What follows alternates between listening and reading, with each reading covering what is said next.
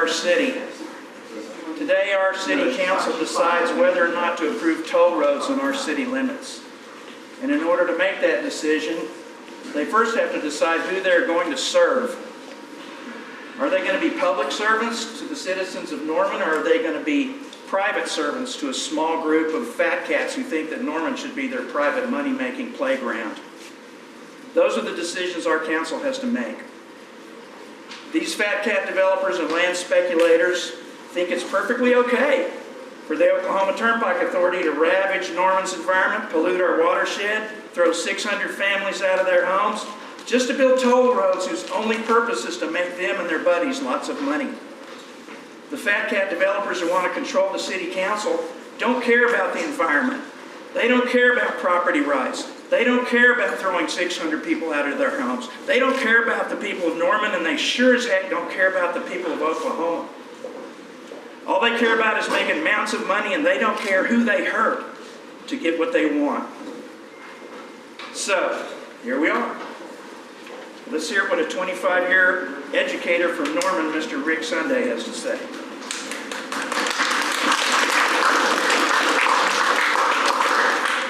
Well, saying yes to any resolution isn't going to solve anything. It's going to make things worse. By saying yes to a resolution, we're sending a message to our legislatures and our judiciary branch that we're willing to let the big bully come over to our house to play. And they shouldn't be too surprised if that happens, if the bully comes over and beats the snot out of all our kids. That's the same playbook they've been using for years and years and years. So we have to say no to this resolution. And I'm not quite sure what the city council is so afraid of. I know that we didn't really equip our council to deal for this kind of a war, this kind of a battle to be fought. These guys on the OTA, they are professionals at fighting this fight. But I don't want our council to forget that they do have a really great weapon. It's us, the citizens of Norman. We are their greatest weapon. Stop looking at us as your enemies, but as your allies. We've got your back. Now, please, have our back. Thank you.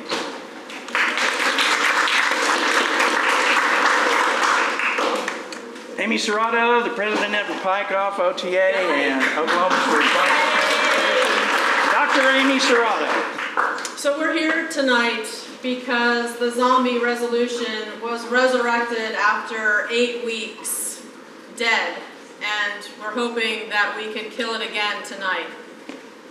The resolution is just a wish list that the Oklahoma Turnpike Authority has no intention of fulfilling.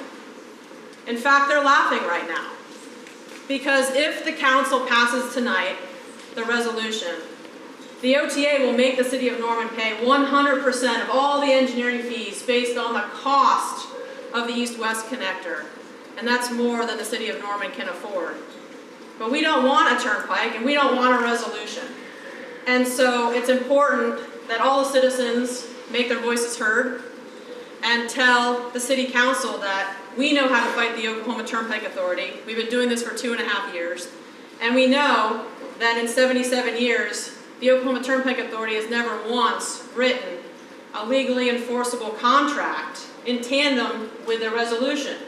Do you know why they haven't written one of those contracts? Because they have no intention of ever fulfilling anything that is put in one of the resolutions. And so until I see a legally enforceable contract, I don't think we should be playing ball at all with the Oklahoma Turnpike Authority. And in fact, our city council should be supporting us, because we need their support in order to change the Turnpike Enabling Act in the state statutes. We need that to go to our state senators and our state representatives and say, we need citizen protections, we need due process, and the city council could do us a huge favor tonight and stand with those who understand the Oklahoma Turnpike Authority better than anybody. And we'd like to tell the council that no means no. And we do not want to be back here anytime soon having to say the same thing that we said just weeks before. Thank you.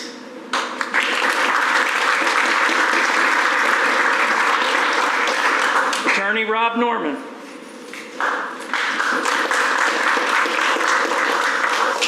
Well, here we go again. Less than 60 days ago, on the same facts, the same law, the same case presented by each side of this issue, our city council voted against basically the same resolution, 9-0. Nothing has changed. What I can tell you as the book on the Oklahoma Turnpike Authority is this. The OTA is about promises made, promises broken. What they are seeking to do is get a political pamphlet that gets our city council to reverse their long-standing opposition to these turnpikes, so they can take that political pamphlet up to the legislature to thwart our reform efforts, up to the federal government to thwart our urgent efforts to have the federal government hold the OTA accountable. And that's what this is about. What we have is some folks who are on one side of suburban sprawl, economic development, all the way to the lake. They will not stop till they get there. And we're not supposed to be that way in Norman. But what they want is they want to turn us into mass suburban development anywhere, everywhere, all the way to the lake. That's not the way Norman is set up. We all know Norman is not set up that way. And these are the pro-turnpike folks, really. Let's be honest about it. They don't know what we know. We spent a month educating the city council, educating the city about how the OTA breaks their promises, educating the city about how we're putting together building blocks to stop these turnpikes and hold the OTA accountable. There is no magic bullet to any of this. There is no certainty to any of this. But what we do know from past history is that the OTA does not keep their promises. You give them a resolution. Oklahoma County figured this out the hard way. You give them a resolution, and all they do is leave you with torn up roads and broken promises. All they do is they create flooding problems on new turnpikes they build where no flooding problems existed before. And as Dr. Serrato told you, the OTA really didn't ask for this, but they'll be happy to take this political pamphlet, which basically reneges or seeks to have our council renege on their unanimous opposition to these turnpikes and create a partnership that they can take anywhere and everywhere and say, see, Norman is fine with the OTA. Norman is fine with these turnpikes. But Norman is not fine with the OTA, and Norman is not fine with the OTA turnpikes. We're going to ask the council tonight not to undermine our efforts at legislative reform, not to undermine our efforts to have the federal government hold the OTA's feet to the fire, and to reject this resolution resoundingly as they did less than 2 months ago. Thank you, folks.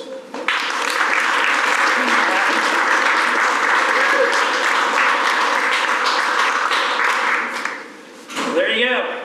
The city of Norman has rejected these turnpikes 3 times in the past 25 years. And so we're asking the city council to do it a 4th time tonight. If you'd like to interview any of the people that spoke, get to it. I'm sure there are other people here that would love to talk to you as well. Have a great night.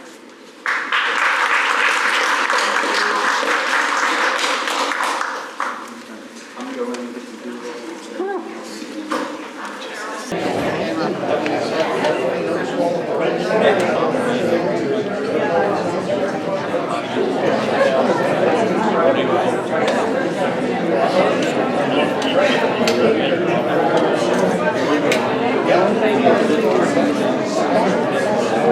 Where are you from?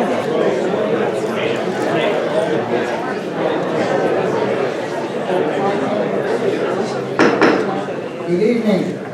Excuse me, and welcome to the City Council, Norman Utilities Authority, Norman Municipal Authority, and Norman Tax Income and Finance Authority meeting of October 22nd, 2024. Madam Clerk, will you please call the roll? Councilmember Ball. Present. Councilmember Peacock. Here. Councilmember Montoya. Here. Councilmember Grant. Here. Councilmember Nash. Here. Councilmember Hinkle. Here. Councilmember Holman. Here. Councilmember Dixon. Here. Mayor Hycroft. I am here. Thank you. Would you please join me in the pledge of allegiance?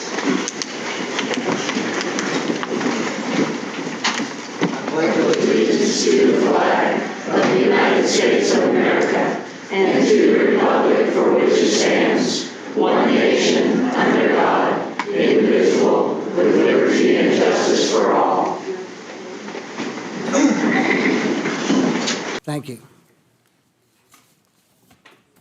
I'm going to read some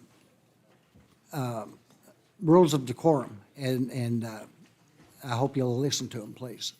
As your mayor, I want to reaffirm our commitment to upholding the rights guaranteed under the First Amendment of the United States Constitution. The right to free speech is fundamental to our democracy, and it is our responsibility to ensure that every citizen has the opportunity to express their opinions and be heard.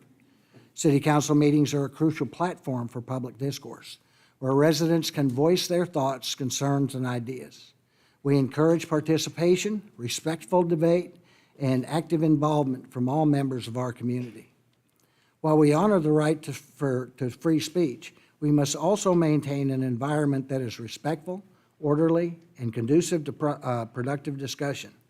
Everyone attending can reasonably expect that the meeting will proceed in an environment of mutual respect among the elected officials, presenters, and audience that is free from disruptions. Consequently, disruptions, personal attacks, and behavior that detracts from the purpose of the meeting, including but not limited to cheers, boos, and applauding, will not be tolerated as they hinder the ability of others to exercise their rights. Subsection B of Section 2-107 of the City's Code of Ordinances states, "The presiding officer shall preserve decorum at all meetings and shall call upon the sergeant of arms to enforce decorum and order." In furtherance of the mandate is Section 2-107 to preserve decorum at all meetings. I will enforce the meeting decorum rules displayed on the screen behind me. Persons who violate any of these rules will receive a warning for the first violation. Any subsequent violation may result in removal. My goal is to ensure that every voice can be heard while maintaining the integrity and decorum of our meetings. I ask for your cooperation and mutual respect as we continue to work together for the betterment of our city. Thank you.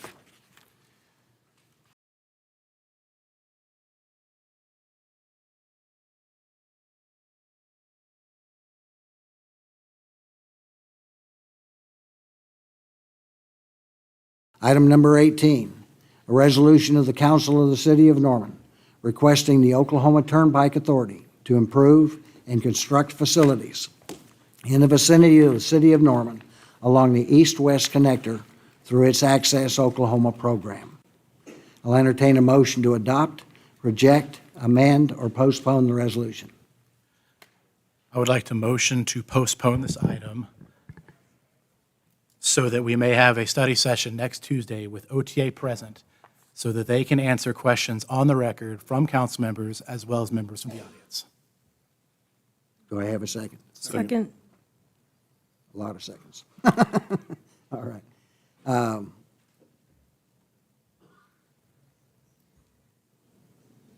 You want to take public speak?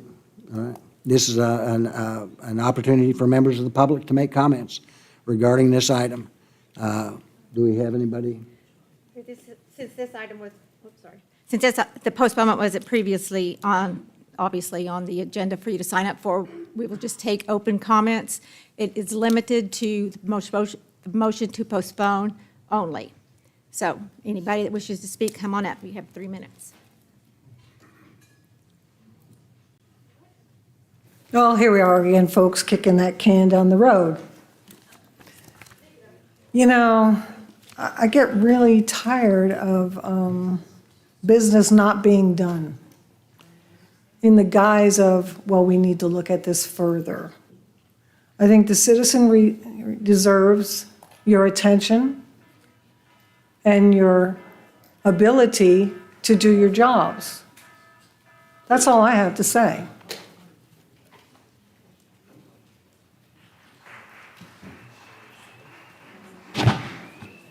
Elizabeth Foreman, Ward 6. Councilman Peacock, I appreciate your postponement, and you did give a date for a study session, but is there a way that the public can be given a date certain of when this vote would come? Because it does take a lot for us to come out. That'd be the 27th. The 20, 7. the 20, No, not- well, I'm sorry. the actual Bad vote. math. Yeah. If you want it on the next meeting available, that would be Yes, November the 12th, the 26th, because the 26th would be Thanksgiving week, and I think he's November the 12th, is that what? November 12th, if that's the date certain. That's- okay, thank you. Thank you.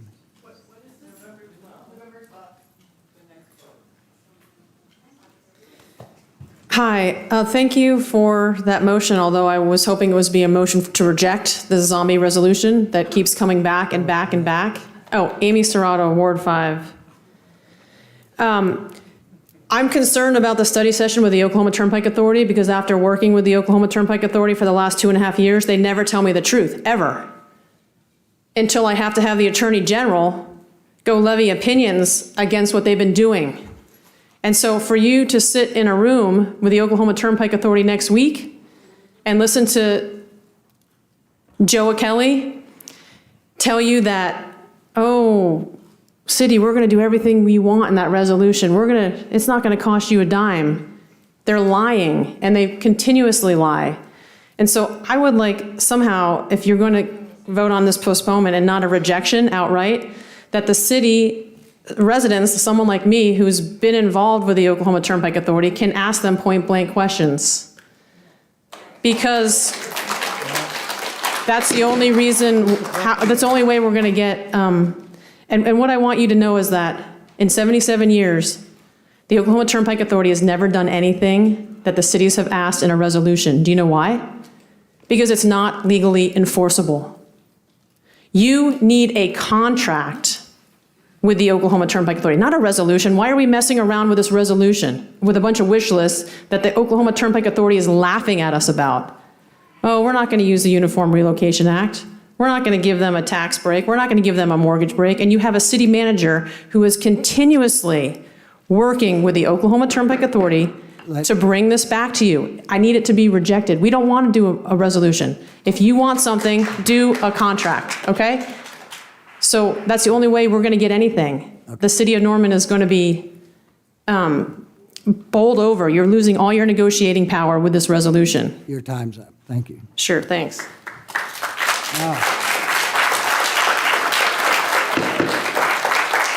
I'm going to ask everybody to clear if you keep on clapping. That is not decorum that we want to have here, and that's why I read that to begin with. The clapping, you can do all you want on the outside, but these people have to be able to speak. And although they may agree with you or not agree with you, they have to be able to speak without the pressure of you guys clapping or not clapping for them. Would you go ahead, please, sir? Dave Moore, Ward 3 and Ward 5. This subject and issue has been studied to death for 25 years. I was there 25 years ago when the first study session started, the major investment study, where 4 state agencies were studying it all at the same time. You know what their conclusion was? The toll roads are a bad idea. Then it was studied even more later. It's been studied just recently, a couple of years ago. It's been studied and studied and studied. The city council had their study session with the OTA 2 years ago. You know what the study session was like? Some of you guys were there. It was just a big, endless line of, I don't know, I don't know, I don't know, don't know the answer to that question, I don't know, beats me. That's what it was like. Joey Kelly said, I don't know. I think it was 15 or 16 times. So there are studies available that you can look at now. This issue has been studied to death. It's time to get this thing voted on and get it down the road. Thanks. Thank you, sir.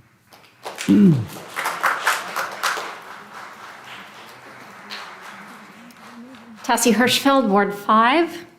I want to thank you for introducing the idea of postponement, but I'm going to tell you that you are not postponing it nearly long enough. My prepared marks I have brought in begin with a plea to postpone until the results of the investigative audit are released. And my reasons for this are significant. One, in my review of your internal staff emails, I saw, again, this was over 200 pages, a woeful ignorance on the part of your city manager about what an investigative audit is, and a complete dismissal of the potential seriousness or criminal activity that could be uncovered in the findings. When Epic Charter Schools was undergoing its investigative audit, it resulted in criminal racketeering charges, conspiracy charges, and money laundering. Have you prepared for that eventuality of the Turnpike Authority audit? My guess is no. Because again, in reading 200 pages of emails, I saw nothing but enthusiasm expressed from your city staff about. Are you asking us to postpone or not? Indefinitely until the results of the investigative audit are released. Thank you, ma'am. And that is uncertain, but that will give you the knowledge that you need to move forward and how to move forward, and most importantly, who you're dealing with. Because those of us who have been studying the OTA and its activities for years now have found over and over again evidence of serious wrongdoing, problems with real estate acquisition, real estate disposition, very questionable bond deals, and on and on and on. So we need an expert opinion on this before we decide to be their friend. And the second and last point I will make is that last week, over 11,000 citizens sent a big vote of no confidence to the city council for its aggressive actions. Ma'am, that is not the question. It is The question relevant is- to the question because this vote of no confidence extends to this issue even more profoundly, in that if we were to have an initiative petition on this issue, I think the results would be quite overwhelming. If you want to regain the trust of citizens, maybe pull back and put the brakes on major decisions that appear to be beneficial to specific real estate developers and detrimental to the citizens. So that's all I have to say. Thank you.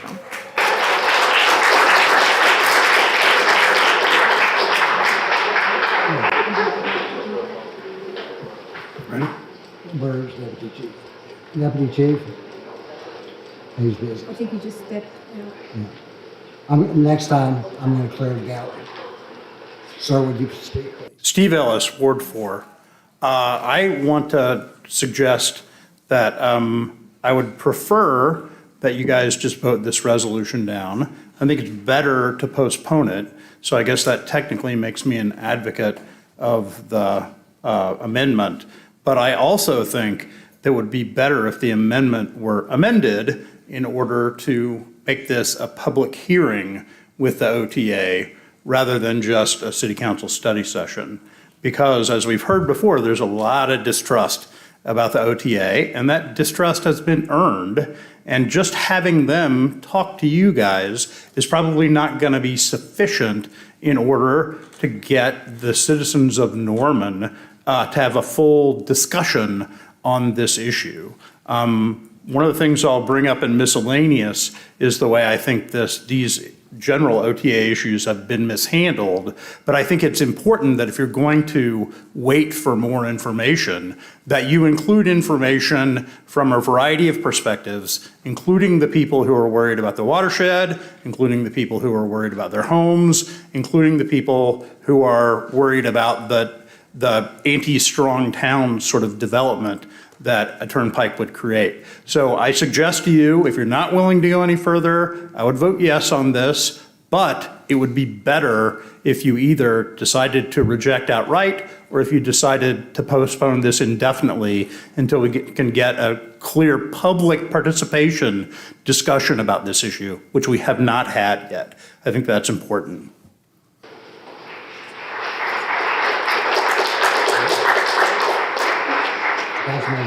I just want to address Mr. Ellis's comments real quick. That is actually the exact intent of the motion. I said it was to address council members' comments, but also questions from the public as well. So, thank you. If there's one thing you can count on with the OTA, it's broken promises. Oklahoma County and Hera have not received 1 square inch of the right-of-way that was contractually agreed upon. Norman's 2022 resolution requests that, quote, the OTA should conduct an extensive study of its proposed construction and its impact on the Lake Thunderbird watershed prior to moving forward on any plans for construction, and to share the results of such study publicly and with the city of Norman. The OTA has not honored this request. Why would we assume they will honor a request in this current resolution? In August, I submitted a FOIA to the Army Corps headquarters in Washington, D.C., requesting communications between the OTA and the Corps regarding permitting for the Access Program. I received the following information. April 12th, 2024, meeting agenda between Garver, Poe, and the Army Corps of Engineers. Ms. Wilson, would you please speak to the postponement or not the postponement? Yes, I'm asking you to postpone indefinitely. So April 12th, 2024, meeting agenda between Garver, Poe, and the Army Corps. Wetland-approved jurisdictional determinations are getting elevated to the EPA headquarters and taking significant time to complete. The Corps can move forward without AJDs, and it's preferable to circumvent AJDs for wetlands if possible. The meeting was held with the Army Corps of Engineers from the Tulsa office on July 2nd, 2024. Minutes received read as follows: East-West Connector Bridge over Canadian River and Lost Creek. The Corps confirmed there will be no 404 permit required for this crossing. Follow-up email from the Corps to OTA representatives. This project has been entered into ORM as SWT-2024-00350. Again, no communication with Norman regarding the environmental permits. Do you agree the OTA should be exempt from adherence to the 404 permit, which refers to the Clean Waters Act of the U.S.? Not only do they refuse to honor agreements with cities and counties, they also fail to follow through with their contracts with the consulting engineering firms they're hired to design Access Oklahoma. If you all would please check your emails. There is an email that has been forwarded to you with some insider tip information about how they intend to move forward with the city of Norman. I think that's some information you guys need to have. So I would just ask you to please postpone indefinitely, and I look forward to the public being able to ask the OTA some of these direct questions because we're getting no answers. So thank you all for your time. Thank you.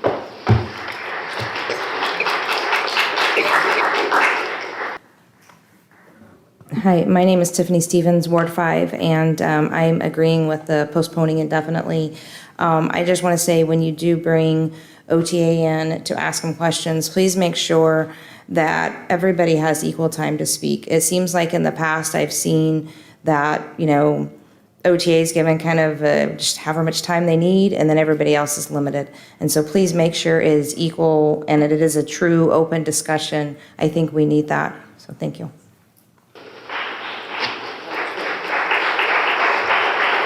Let me finish. Paul Wilson, Ward 1. Sorry, guys, I didn't get the red shirt memo. First time in 3 months I didn't wear a red shirt to city council, and I guess I should have.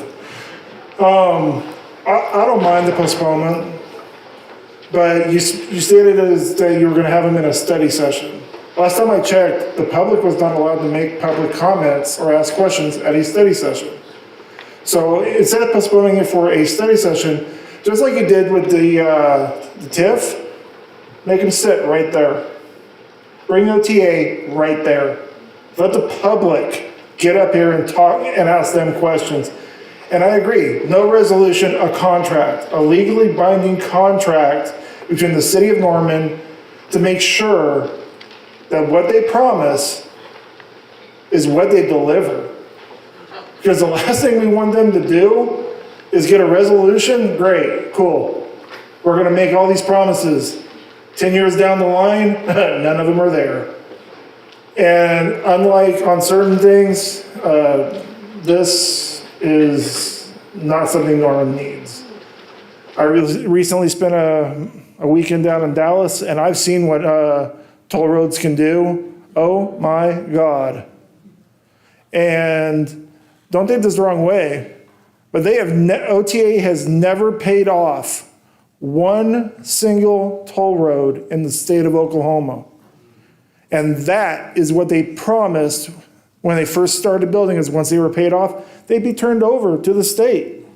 What do? When it gets close, they refinance it. Just remind you that the discussion is to the motion on the floor to postpone only. Okay. Thank you. I'm Cheryl Hoggett, Ward 5, and I do agree that it needs to be postponed indefinitely because there's a lot of things I'm concerned about that needs to be looked into further. There are two items on the resolution that could possibly even be construed as illegal for the OTA to even agree to. State Statute 69714 reads in part, "The authority is hereby limited in its power to acquire property to the acquisition of property which is necessary to the construction and operation of the turnpike." So how is acquiring land, for number 8, a 10-foot off-street bike lane on 36th Avenue Northwest, north to city limits, and extending south a full mile to Franklin Road from the turnpike, and the 10-foot wide multimodal path along the east-west corridor, How is that necessary to the construction and operation of the turnpike? This sounds to be a fake promise or an opportunity for a legal challenge. In reality, how is the construction of the surface roads necessary for the construction and operation of the turnpike? May be necessary for private development, but not for the turnpike. Agreeing with several people, the OTA does make promises that they know that they're not going to keep or they can't keep. It's been proven time and time again, and they do not act in good faith. One more thought, and this goes along with what Amy said. If it is crucial, and it is, that we have language to protect stormwater quantity and quality, Lake Thunderbird and its tributaries, and the requirement for obtaining state, federal, and local permits, then it should be strongly written into city code as an ordinance rather than a resolution. The resolution is an act that expresses the city's opinion on a matter and is not legally binding. And this other part is not about postponing, so I won't read it. I do think it should be postponed indefinitely until we have a lot more information.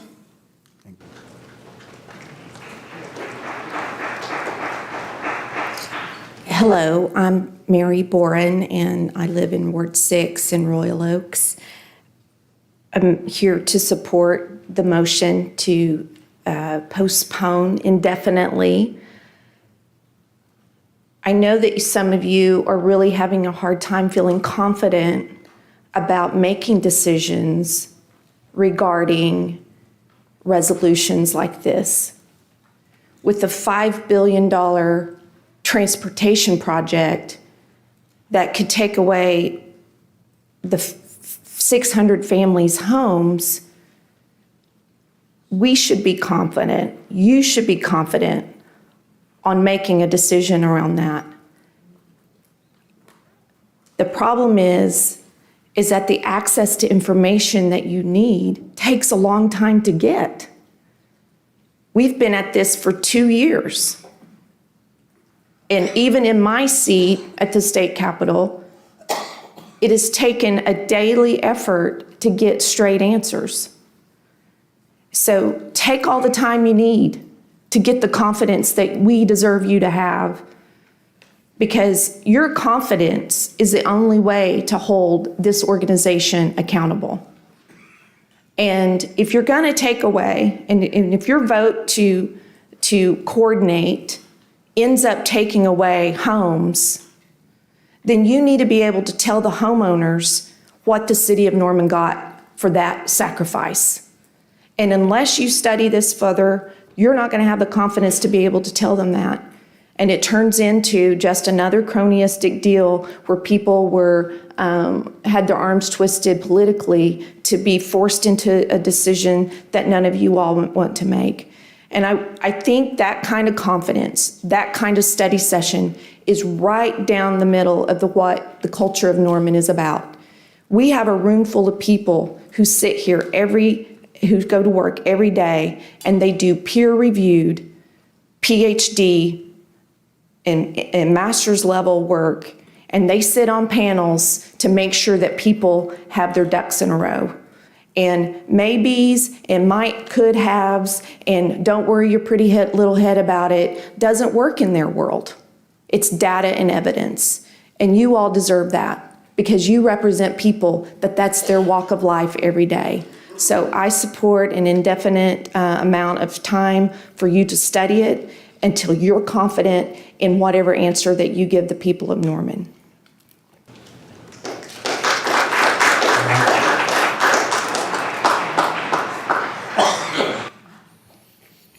Hello, my name is Jesse Matlock, resident of lovely Ward 5, and I am indefinitely in favor of postponing it, #indefinitely. We were all here together in this room a few weeks ago and unanimously, including the mayor and the whole council, y'all said, yeah, we don't want this resolution. So I'm really confused as to why we're here. Take all the time you need, have your study session, maybe ask yourself why certain city staff members, twisted your arm to get you to reconsider this resolution, because y'all already voted no. So I'm in favor of postponing it indefinitely. And that's really all I have to say. Thank you.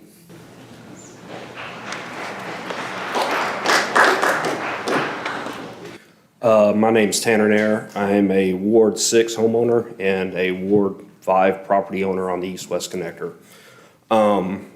If y'all don't know, I'm the one who wrote you the thank you cards 2 weeks ago for rejecting this thing. And so I really support you taking the time to make the right decision. This is, I don't want to be on y'all's side. That would stink to be over there having to deal with this, knowing the weight of this decision. And so I am glad you're taking your time. I'd rather you take even more time and wait for that state audit like Tassie asked. Let us find out the truth from the state auditor before we make any decisions for the city. Thank you.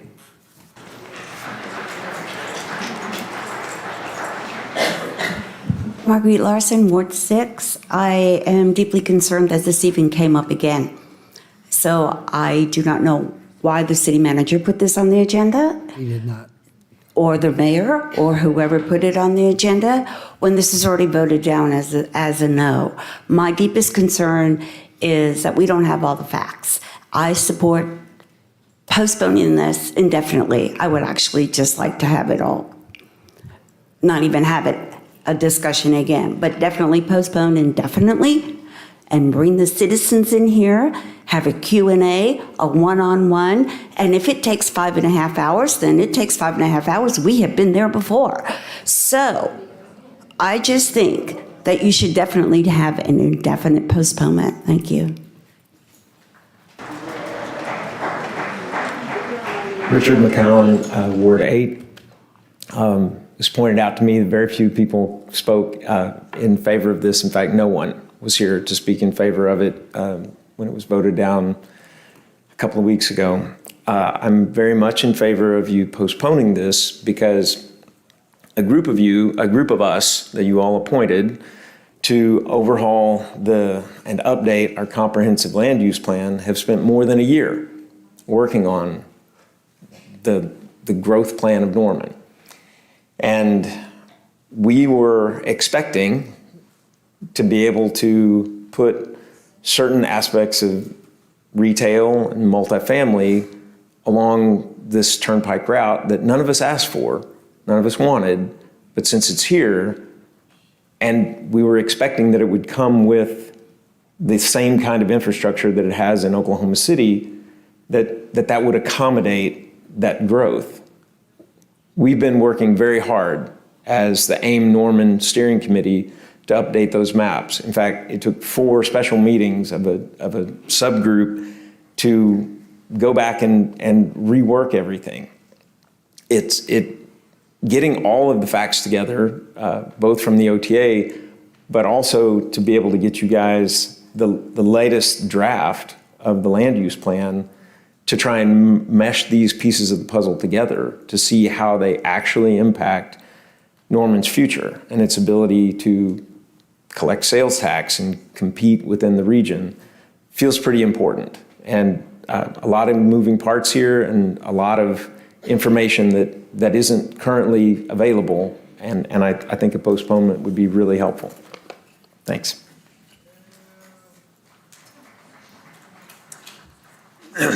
Hello, Howard Bear from Ward 4 and Vice Chair of Red Earth Group Sierra Club. We would like you to postpone indefinitely, but if you do implement the study group, we would like the City Council to adopt a bigger picture where Norman should be focused on building a progressive vision for a sustainable future based on quality of life and the environment and not just on growth. In the long term, the issue of global warming is becoming more and more important, and there's climate catastrophes that are rapidly increasing weekly or monthly, and concrete production is one of the biggest sources of CO2. Every molecule of calcium carbonate turns into calcium oxide or lime rock plus CO2. It's a huge emitter of CO2. There's a huge runoff problem. Concrete's a big absorber of sunlight. It's better to have vegetation to sequester the carbon. And the turnpike would encourage more driving, whereas we'd like you to push better train service, perhaps to OKC, better public transportation, more bike paths, and the turnpike would disrupt people and animals inhabiting the east side of Norman.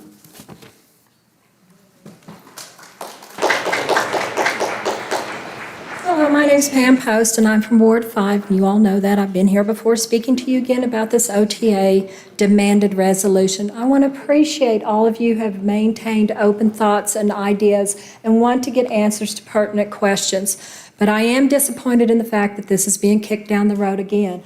But I will say, I am in favor of postponing this indefinitely until we do a study session with the OTA that the citizens are fully involved in. But I want to remind you that the last time OTA was invited to speak to the citizens of Norman, they did not show up. Instead, they sent their so-called representatives, Poe And Associates. So the question I have, are the people that are going to come and do this study session actually going to be OTA employees, or is it going to be Poe And Associates? Good question, I don't know. Currently, there is no contract with the OTA. A breach of contract with them would have to be settled in district court.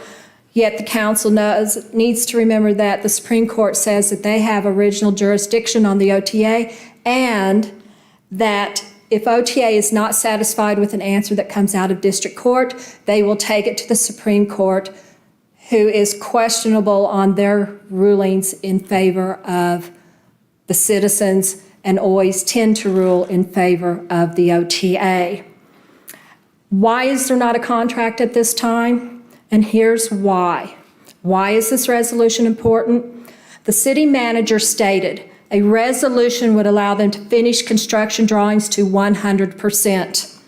Since the city manager believes that this statement is true, then why do several council members believe that there is no way to stop the OTA? Apparently, OTA was stopped 8 weeks ago, and we're wanting to reopen this and re-talk about it. I continue to urge you all to vote no against any resolution, to go straight to a contract. Get your questions to your answers. Get the answers to your questions that you want asked. Yeah. And let the citizens continue their full participation in this. I appreciate you all letting me come and speak again. And I will want to say this. I have enjoyed meeting with you all and speaking with you and throwing around and doing conversations. This is what democracy is about, giving the citizens the time to speak. Thank you all very much. Have a nice evening.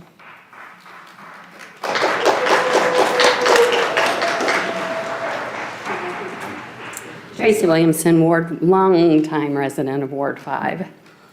Well, I had a whole different speech prepared, so but I will speak to the postponement. I think if you're going to postpone, it should be done indefinitely. I'm rather curious why this even came up again, even if we have a person in our midst who is, in league with OTA, why we are not putting that person in timeout and saying, look, we don't want anything from the OTA. We've already voted on that. So I'm curious as to what you think you're going to hear when you have this meeting with the OTA. Do we not already know who they are and what they're going to tell you? Oh yeah, we'll do, and we're gonna make this. The fact is, OTA needs these turnpikes. We don't. The state of Oklahoma doesn't.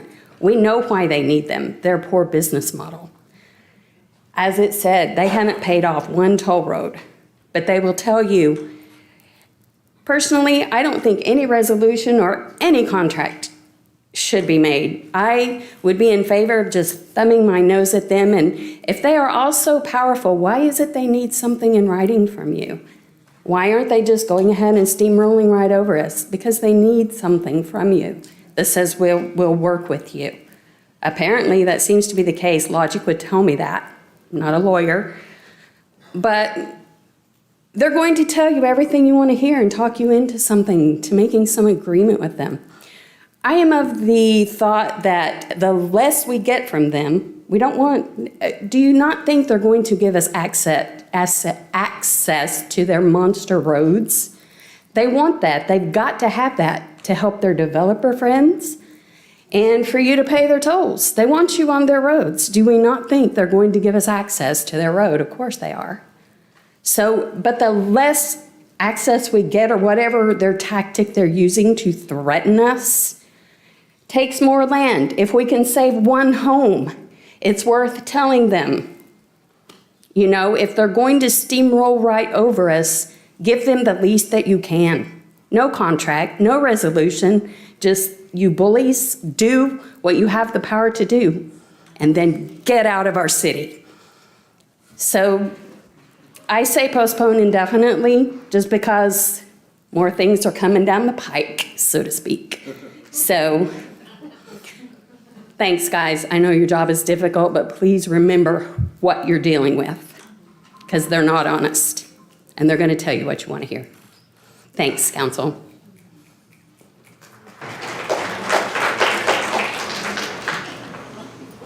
Good evening. I'm Randy Carter. I'm from Ward 5. First of all, I got to say, I don't envy you all sitting up there on the dais. I know this is a tough job. This is a very serious issue, and there's lots of information going on around. And I don't envy you. I couldn't sit up there and do this. So I congratulate you for taking the time to do that, and we do appreciate that.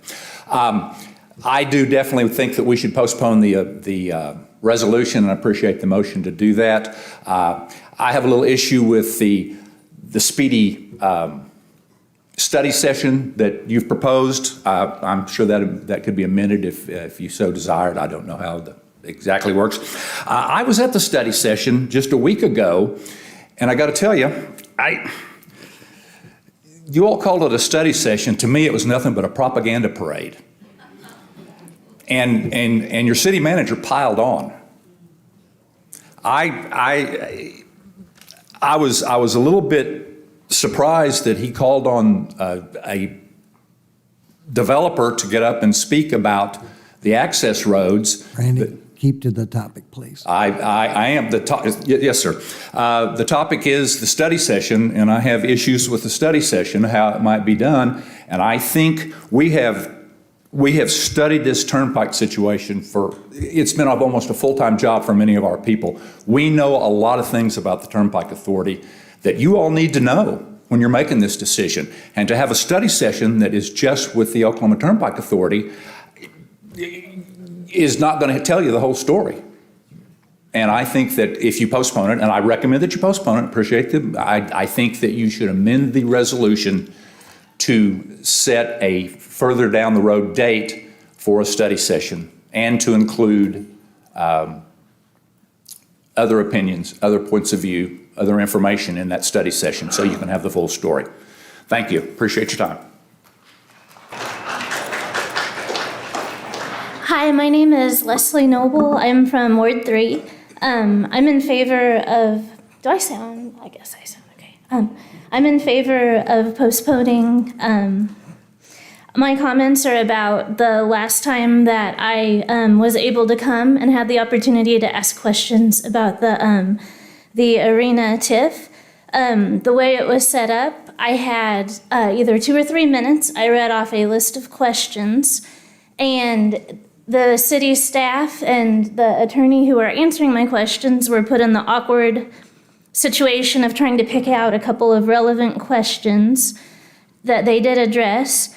And then I think some questions, like in that kind of format, kind of got skipped over. Some of my questions may have come across as a rhetorical question, but I did not mean them to be a rhetorical question. So I'm just asking that there be some thought into how questions are able to be asked, because I thought there were some problems with that format, but I don't know if there's a better way or not. So thank you very much. Trey Kirby, Ward 5. I would like to, put it off indefinitely. For one, it should go until after the next election. And I'm talking about the 2025 election when, 1, 3, 5, 7, the mayor are all up for election. I seen how fast everybody got 11,000 signatures. So if you're so confident in what you're doing, allowing this to come forward again in an insubordinate type of way after the people have spoke, and I have to come up and say who I am and where I'm from. But then in that piece of paper that y'all put out on the resolution, it said somebody just called up and, wanted to talk about it because they wanted the extras. How does somebody get to override the majority? How does OTA get to override the majority? Everybody spoke. So like I said, I think it should be put off until after the 2025 election. That way the people's voice can be really heard and they'll speak on who is for or against the turnpike by removing them or leaving them in spot. Also, you should watch the David Rosenkrantz thing he did the other day, talking about how Norman, our chromium 6 levels are worse than California during Aaron Brockovich. And we want to put more blacktop in, more concrete. Trey? Yeah. Would you stick to the one topic, please? Yep, indefinite.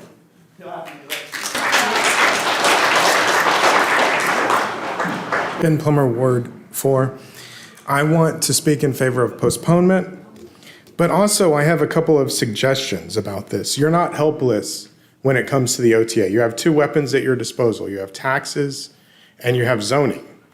So you could, if you wanted, you could say, we're going to impose a 20% tax on all OTA-related businesses unless you put everything in exactly where we want you to put it. So you can define a narrow strip of land and you can say, you have to put it here.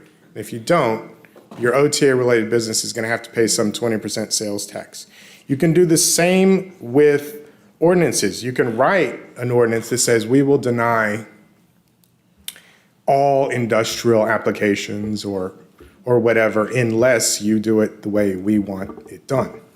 So you can twist their arm. You don't have to go into a negotiation without a cudgel. You can literally just make them do what you want.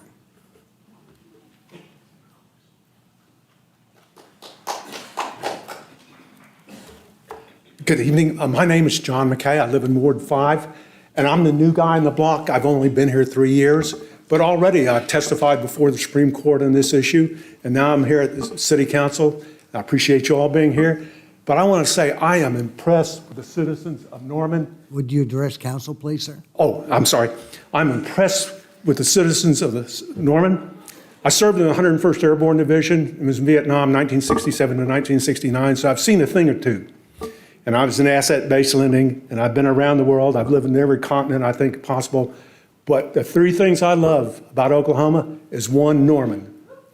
Two, McBride Orthopedic Hospital, where I had back surgery, and Neal Animal Hospital, where I take my dogs. So when we started, we had a pledge allegiance to the flag. And you all have a pledge allegiance to the city of Norman. And the city of Norman are these people back here. This is what the city of Norman is about. So anything you do with OTA, you must include the citizens of Norman. And if I ever have to go back to combat, I'll take the people behind me with me, because I'm impressed. I am very impressed. Thank you, and I go for postponement until the legal issues are settled. Thank you very much.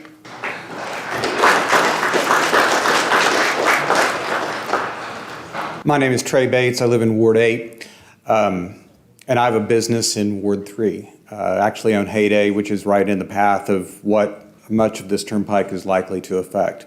So I'd like to say two things. One, with regard to the postponement. I support the postponement because I believe that it's important that the questions get asked as much as possible, although I worry when I hear people, talk that it's going to be a little hard to maybe answer the questions in a way that'll ultimately settle most of the questions that people have. And the reality is that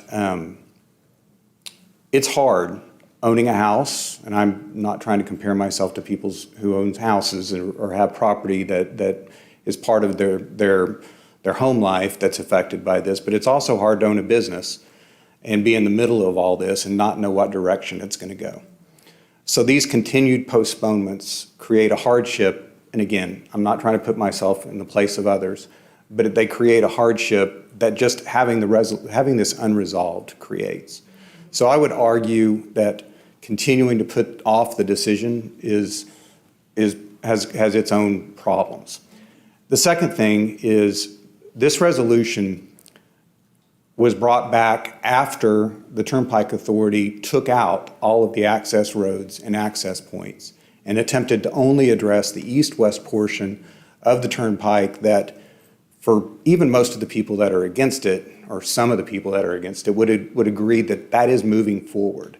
Now, I know that the north-south piece of it by the lake has a lot of questions, and it was specifically left out of this.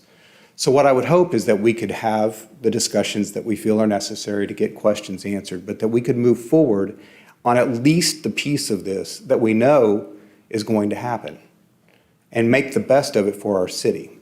I, like everybody else, feel really, I know this is hard for you guys, and I know it's hard for all of you. But please, move this forward as reasonably fast as possible and make the decision, at least with regard to this east-west connector, because it impacts a lot of people's lives in a lot of different ways, and getting it settled is really important. So I appreciate the moving forward, but let's get a decision. Thank you.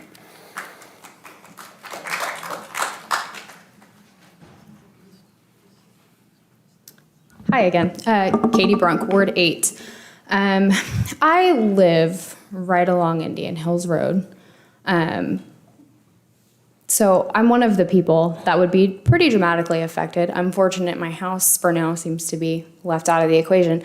But I do know what it's like to have to move out of your home suddenly and unexpectedly and find a new one in the city of Norman that is affordable, adequate, and something that you want. Like, who wants to settle for a house?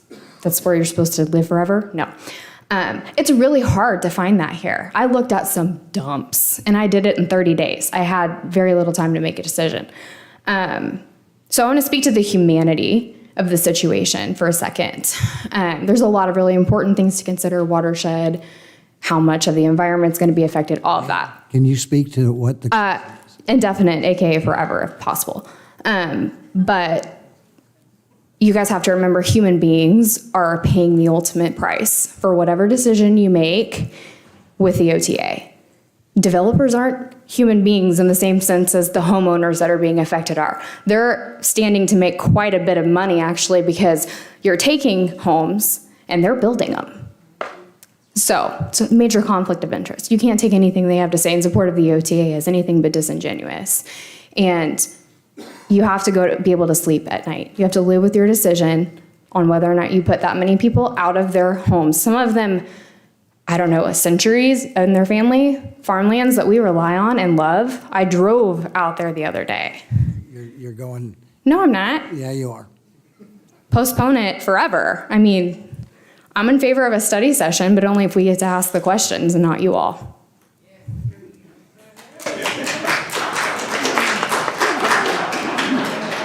Hello, my name is Mohammed Farzaneh. I'm living in Ward 3, about half a mile south of the highway we're talking about. I appreciate suggesting to postpone it. I know it's very difficult for the council to find out exactly if the authority, they really can put the highway there, or we can stop it. But I think we have to get some solid answer for the people here to know if we can continue, if we can stop him or not. If we can stop him, let's stop him. If we cannot stop him, let's just give him a wish list and push him to give us the wish list. I appreciate it.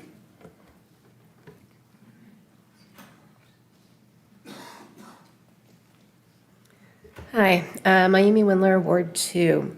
Okay, so why do they keep trying? They keep trying this because they need Norman to agree with this. OS 69, Section 3006, consent of governing body.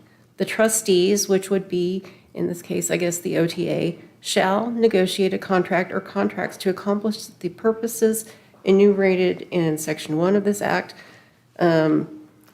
But basically, they have to obtain the consent of the governing body of any county, city, or town. So that's what this resolution is about. They want to get our consent. If we don't get their consent, then they can't do anything. Thanks.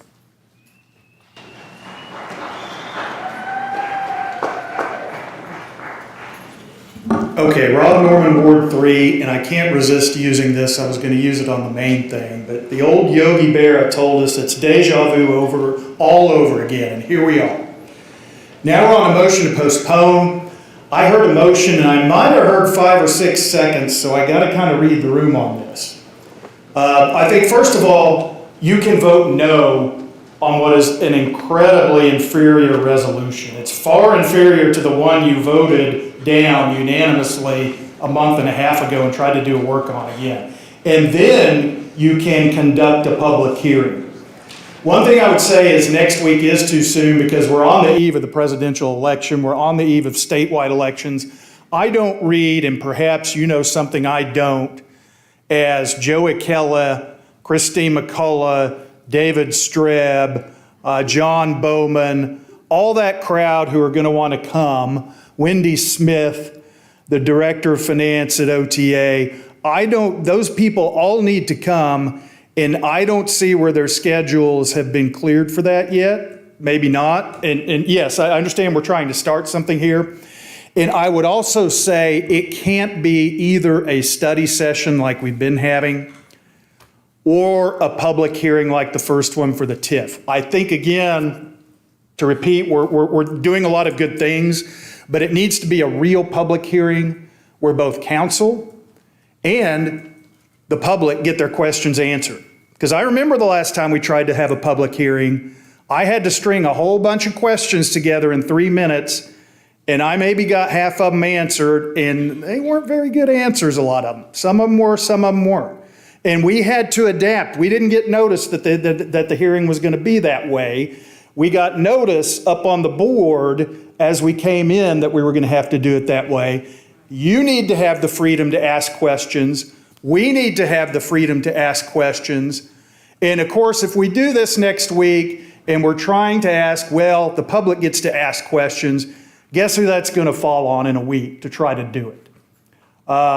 We need more time to prepare that. Not only do those folks need to be down here, but you need to have the other side here. Oklahomans for Responsible Transportation. We were given a little shot at a study session, but probably not as much of a shot as Richard McCown was. We were refused a council member's right to ask us questions. We had to do a hurried presentation, and then a council member specifically said, I've got a lot of questions for Dr. Serrato and Mr. Norman, and the answer to that was no, and that was wrong. You were just trying to hurry through the process and get your usual little conference study session. This needs to be a completely different thing. So, moving in that direction. Okay.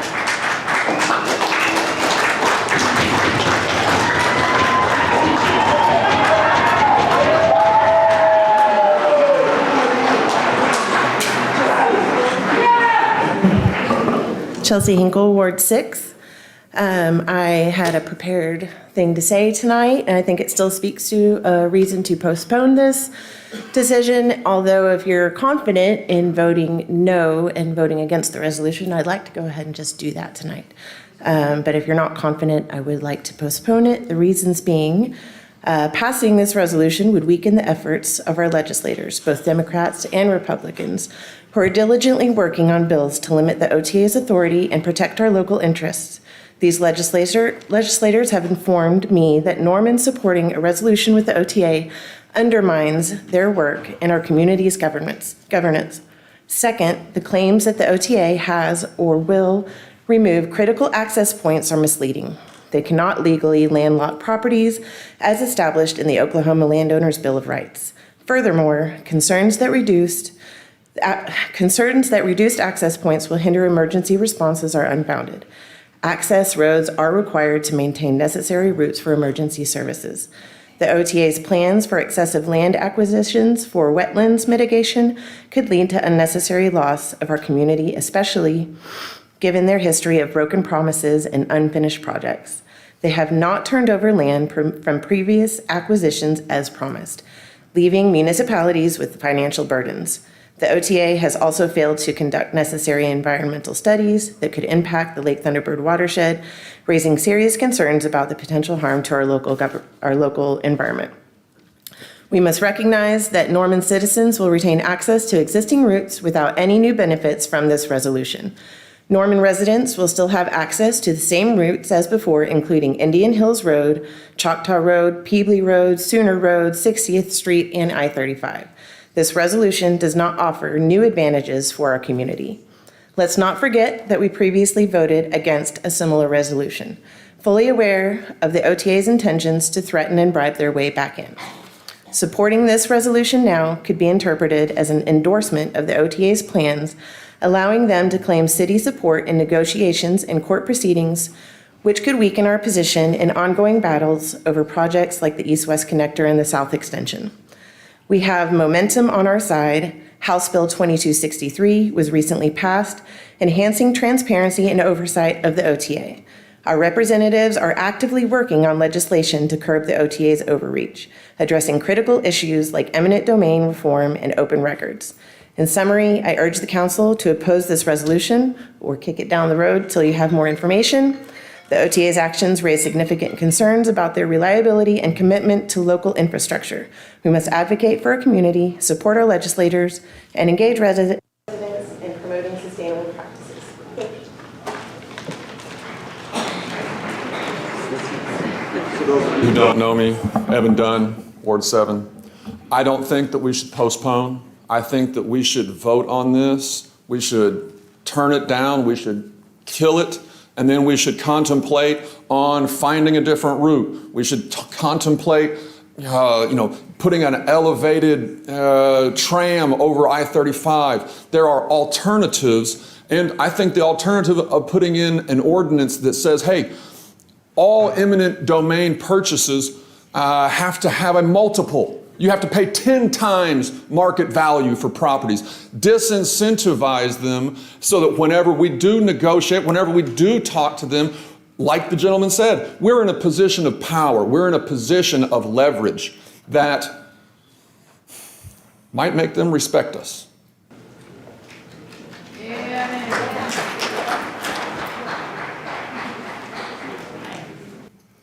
I'm Nadine Jewell. I live in 2. But my son is in 5.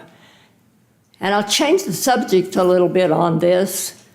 We've been talking about amendments and resolutions and all this stuff. I want to tell you, my son has a house. And we have a large family. And they all go out to his house, which is off of 37, whatever street out there. And they're going to go right through his house and just tear it down. But why should they? Because our big family goes out there and they have picnics, they ride their bikes around there, they go swimming out there, they go fishing out there. It's a home. And why should any company or any person be able to say, I want your property and I'm going to take it? So his house is in hostage now. He doesn't know whether to put in another driveway or to put on a new roof, or to do anything with it, because as long as it's on hostage, why should he put money into it? So I hope you'll think about it at this time. It's not paperwork that you have to worry about, it's people's lives. And let's get rid of this mess and say, we do not want it.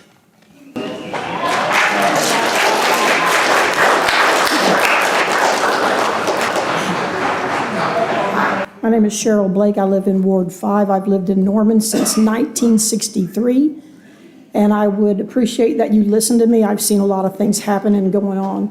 One of the things that happened before I got here was in 1961, and I think that everything that you're saying right now is a moot point, because in 1961, the council adopted 2 emergency ordinances to annex the land to protect the land for the water quality of Lake Thunderbird, which the city of Norman was going to be using. At that time, there were less than 40,000 people in the city of Norman. Since that time, I don't know that an emergency has been declared gone, because the property is still annexed. It was never given back to the people.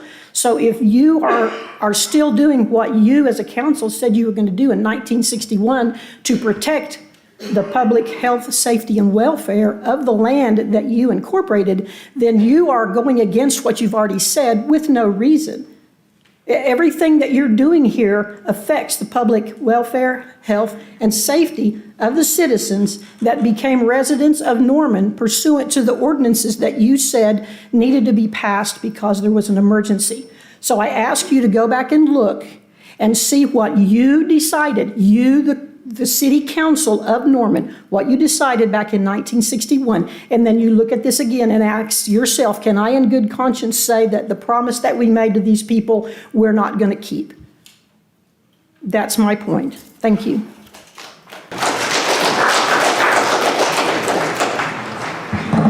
Cynthia Rogers, Ward 4. Would everybody just hold up whatever ward you live in so we can get a look at the variety? Wait, what ward? Okay. All of Norman. Who needs this resolution? OTA. Who doesn't need this resolution? The city of Norman. All my neighbors. It seems to me there's little danger of voting no on a resolution that actually invites a turnpike and still having the study session, but not really the study sessions that we've had recently, because those have all, I think, have been disrespectful to the public, giving proponents an hour to just talk about whatever, bring in whoever, talk as long as they want, and then giving subject matter experts 3 minutes. It's not the way you do it.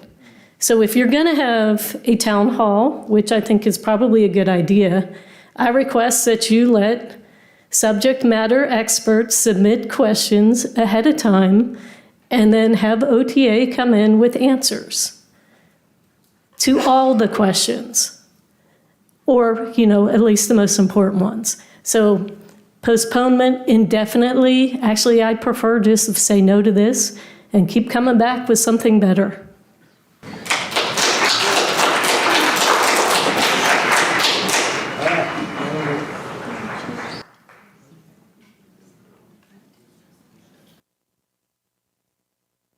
Motion, will you restate your motion? A motion to postpone this item tonight so that we may have a study session. The intent was to have it at the next possible study session meeting. That is under the assumption that calendars work for everybody and that we can get all the requested parties here for that night. I know I'm going beyond the motion, but I'm just trying to give some context to it. Yeah, what I'm looking for is do you want a study session? Do you want a special session? What, are you going to change your motion? How do you want to do it? I would prefer a special session. Would you? Yeah. Okay.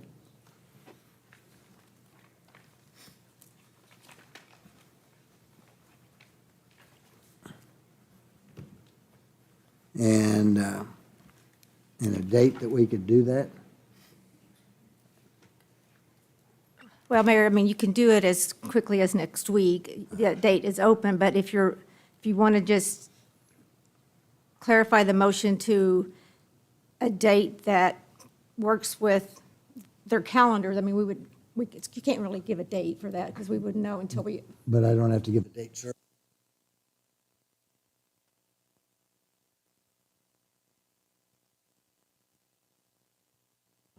So did mine, apparently. You don't have to give a date certain. If you don't give a date certain, it just is postponed indefinitely and comes back when you're ready for it to come back. Okay.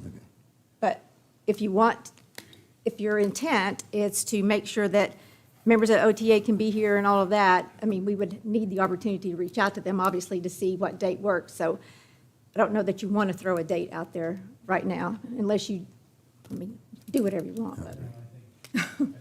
Date, under the assumption that we are going to do our best to get all of the necessary parties here. I think if we have this without the full team here represented, it's no point in doing it. I understand. Who was your second? Do you remember? Helen? Do you agree with that? Yes. And also, I would just ask, could we clarify what a special session would entail? Well, the difference between a study session and a special session is that usually you only take action at regular council meetings or special session. I shouldn't say usually. You can only take action at those types of meetings. So if your intent is to also vote on it that same night, we can post it as a special session. If your intent is just to have a town hall where people can come and ask questions and talk, it can be posted as a study session. That was the intent. And your intent for letting everybody talk and ask questions can still take place. Okay, that's the goal. As long as the public has the opportunity to ask questions and have them answered, that is the goal. Yeah, I would agree with that. All right. Now I got to write it out. I got it. You got it. Okay, Austin wanted to talk. Councilmember Ball? If you know me, I'm the last person who wants to kick this down the road. I think the city should receive another national championship for as much as we postpone things. It's got to be more than anybody else in this country. So, but in this instance, I don't know if I agree or not, because we all sat in this room a few weeks ago and we unanimously voted against doing this with the OTA. And so, Mr. Powell, I got to ask you a question. We all voted that, and yet here we are again. Can you tell me why we're back here and what the OTA did to warrant us even discussing this again? Your Honor, the OTA didn't warrant anything. Okay. I received phone calls from council members after they had heard from constituents in their ward requesting this conversation take place specifically along the Indian Hills east-west corridor to exclude any conversation related to the north-south corridor. So that prompted the conversation Sorry, I last didn't night. have your mic turned on. I'm sorry. I turned on the wrong one, sorry. You want to repeat that? Good evening. So the Turnpike Authority did not request or warrant any of these conversations. This conversation was requested by members of the council who received phone calls from their constituents interested in this infrastructure along the Indian Hills corridor specifically. And they specifically stated their goal was to exclude any infrastructure on the north-south corridor. So that prompted the conversation last week and tonight's agenda item as well. So I think it's very important for this study session that we know who from OTA is going to be here, because everybody here deserves to be able to ask questions to the person responsible for kicking you out of your homes.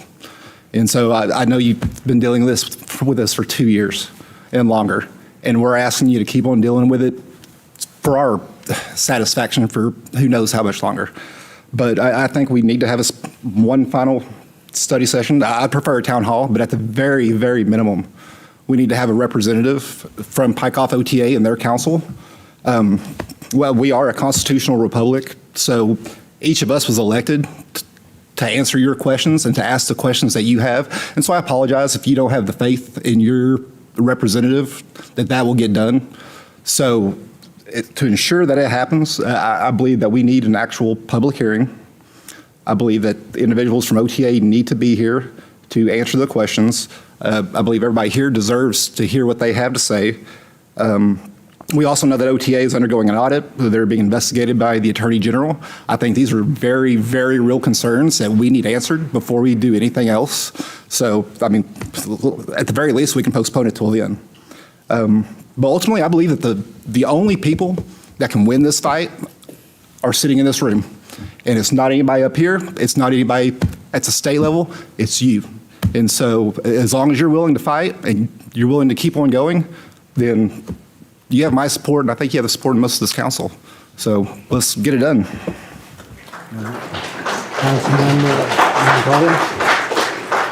Councilmember. So do we need to identify who all the necessary parties are besides the OTA? Like, who are all the necessary parties? Well, that would be whatever whoever council wants here. You just need to, I don't know that you can, well, I'm just going to stop talking, Daryl. We'll send out the calendar request to anybody at OTA or any other party council's interested in hearing from.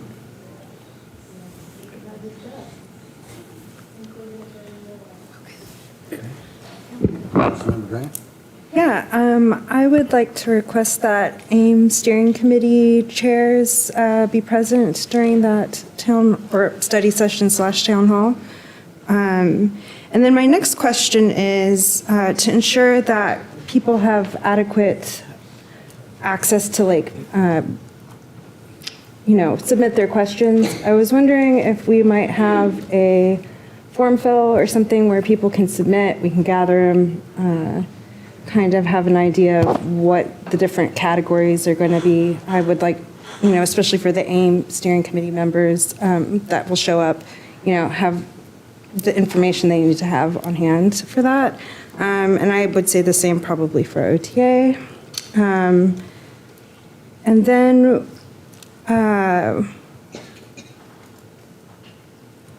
I guess with the town hall portion of it, it would just be us talking with them. We would, get through all the questions, and then we would break. We wouldn't be voting on anything. Correct. Okay. Okay. Thanks.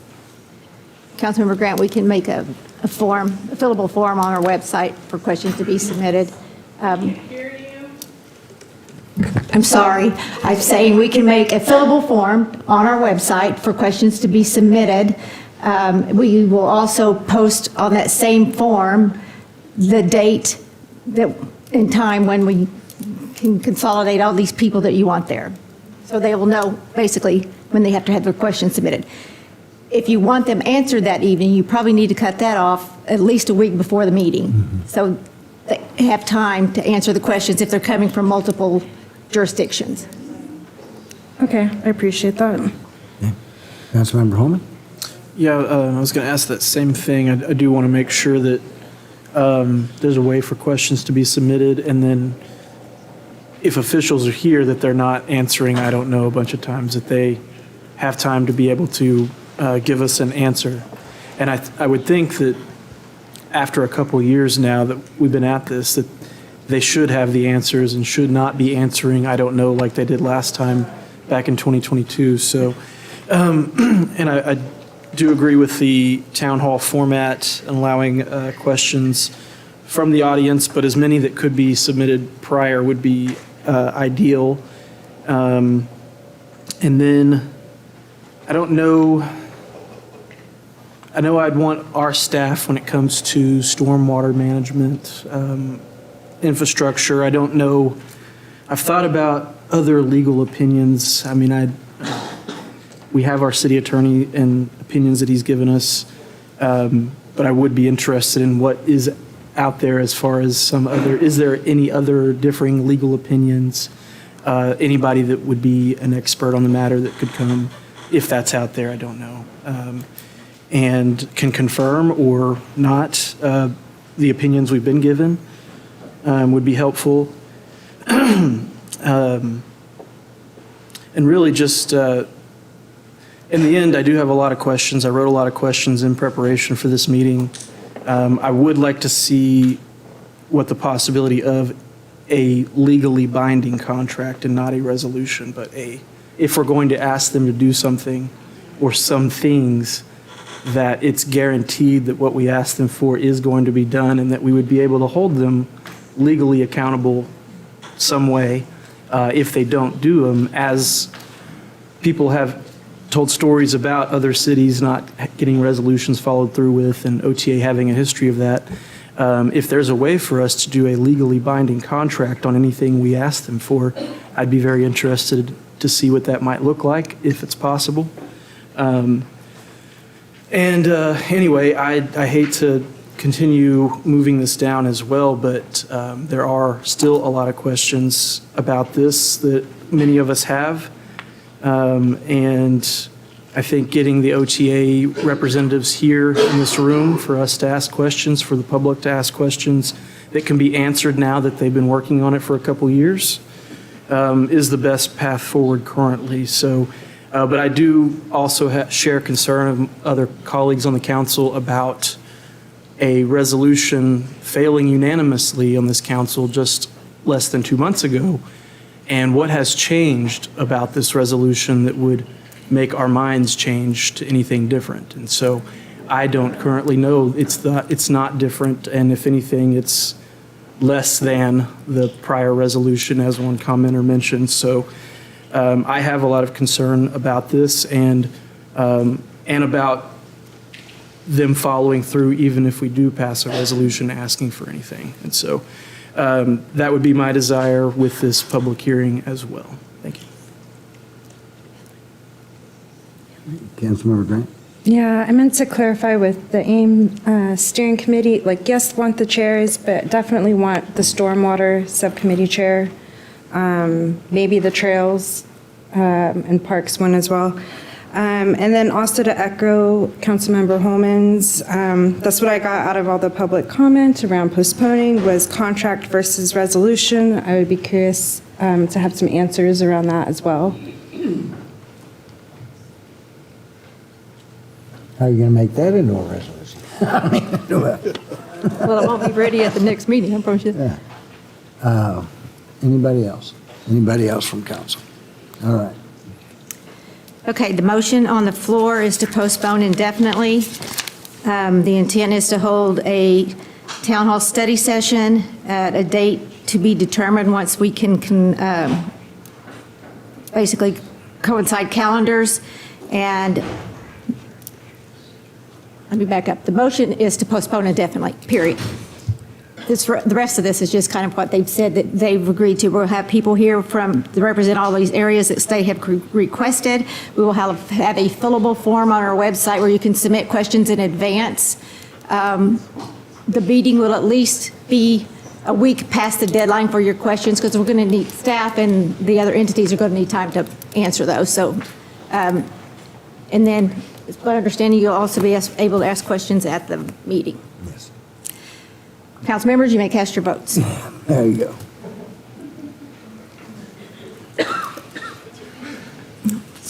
Oh, he's got it. Yeah. The motion to postpone indefinitely passes unanimously with Councilmember Dixon outside the chambers. All right, next item on the agenda is miscellaneous comments. Madam Clerk, do we have anybody signed up for miscellaneous comments? Yes, sir. Sorry, I got my stuff out of order here. We'll start with Julie Sondag.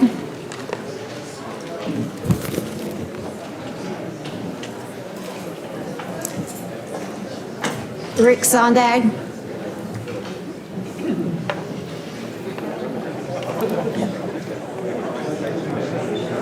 Jonah Jupe. James Livingston. Rob Norman. Rick, Julie, and Rob, they're calling you. Okay. Rob Norman, Ward 3. I do have some miscellaneous comment. First of all, thank you to those of you who are looking to find a solution for everyone involved, that involves services, business owners, unhoused people, most of all. We're starting to get down the road toward a solution, and we're starting to do it in a more humane way. And please stay at it, and the devil is going to be in the details in that contract, obviously. About what we did tonight, I do think it needs to be fair and a matter of due process, and it needs to be a plenary type town hall and study session, and not a, I want to get out of here quick so you can't talk kind of thing. That's OTA, that's the OTA MO. That's what we experience at the OTA, is we're going to do this, and we don't have any guardrails on us. And sometimes you guys go beyond the guardrails that are on you, and you kind of did that tonight, and thank you. At least for doing that. Now, the first question that needs to be asked is, why in the world do you have to give them a kiss the ring political pamphlet resolution before you negotiate some kind of solution to this thing? No one does that. No one does that except someone trying to exercise power over you, and that is a terrible red flag. You get that resolution, they're going to have you in their paws, and they're going to give you a terrible contract, and they're going to say, oh, maybe you can do an A or a D, but take it or leave it. We're the OTA. They don't bargain. They tell. They don't ask. They do. You have to stand up to stop them. And it's not a magic silver bullet.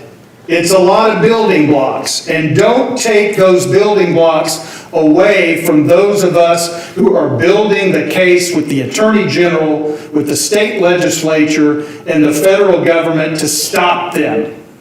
If you want to know our plan, we'll tell you our plan. But it's going to take a while, and you're going to have to be patient with us. We can win this thing, and I think there's some people all around the world that found out you don't get conquered if you don't give up.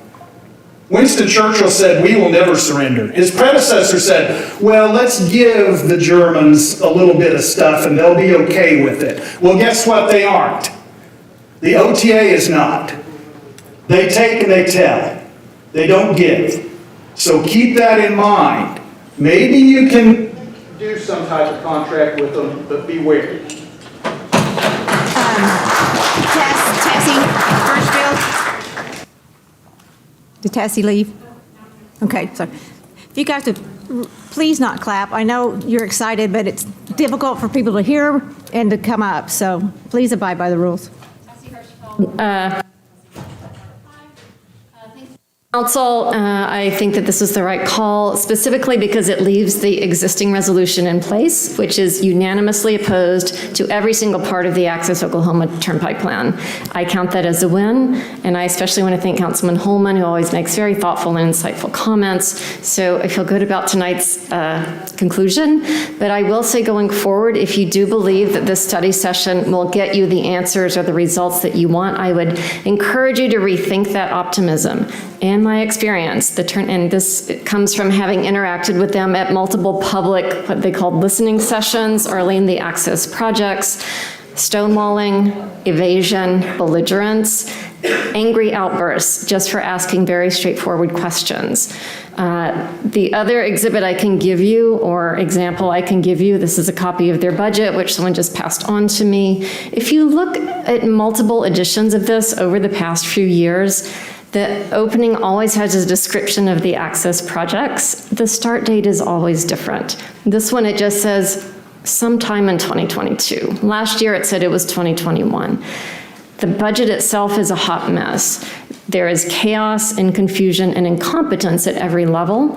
And having read a number of their internal emails obtained via open records, I can tell you that if you had their finance director here, she would not be able to answer questions without calling the financial advisor in Dallas, because he is really the one providing all the information to the public, to the state legislature, and he has a very vested interest in getting OTA the worst bond deals, the perpetual refinancing.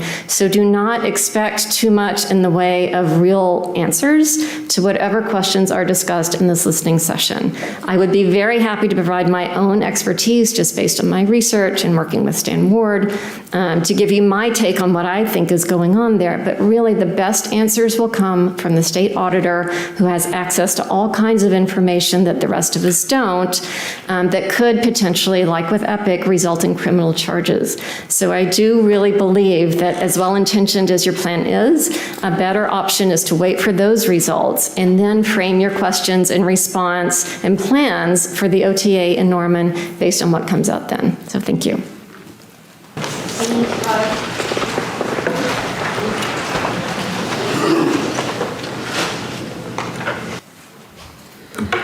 Hi, Amy Serrato, Ward 5. So I have to tell you that I feel like I'm in an abusive relationship with the Oklahoma Turnpike Authority and some of the people that are doing their work as their minions. And I can't get out of it. I feel like for 2.5 years, we've been trying to get out of this abusive relationship. And I thought we were good to go 8 weeks ago. And now by rule of 3, y'all put this back on the agenda. And I'm not okay with that because it was a unanimous vote 8 weeks ago. I want to tell you that we have tried to escape this abusive relationship many times, and you've all asked me about that. The first thing we did was go to the OTA board, and I made the first presentation in board history And you know what they did? They just laughed, said, no, we're not going to change anything. Thank you for your time, but go back. We don't want to talk to you. And the second thing we did was go to the judiciary and file some legal briefs. We won in district court on summary judgment. They violated the Open Meetings Act, and the Supreme Court failed to stop the abuse and let the mistreatment go on by overturning that legal doctrine. And they made it impossible for us to adjudicate any violations that the OTA might exact on their citizens by that unfortunate legal opinion. Then we went to the Attorney General and the State Auditor, and they said, yeah, you're right, there is some bad stuff going on. We're going to call for an investigative audit. We still don't have those results. I'm telling you, people are going to go to jail after those results come in, and I'm not making that up. We asked the Attorney General for an opinion on the legality of one man serving 3 state entities, and he ruled it illegal. You see, we're trying to hold government accountable, and we're winning. And we need you to back us up because we understand the Oklahoma Turnpike Authority implicitly. They lied under oath when they were deposed in the Open Meetings Act. Do you think they're going to tell you the truth in a town hall? They will not. And I urge you to vote no on the resolution and get a contract that says exactly what they're going to do. And I know the city has asked them for a contract. And I know that TJ Dill and Joe Kelly have denied that contract. You know why they've denied the contract? Because they don't want to do anything you're asking. They only need your consent. Don't give it to them. Help us exit this abusive relationship once and for all so we can go back to our families and tell them no means no. Thank you.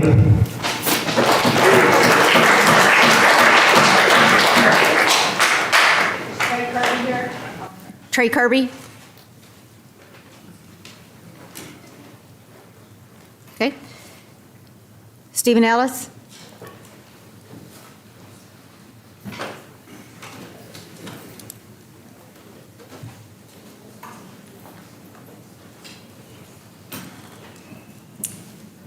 Steve Ellis, Ward 4.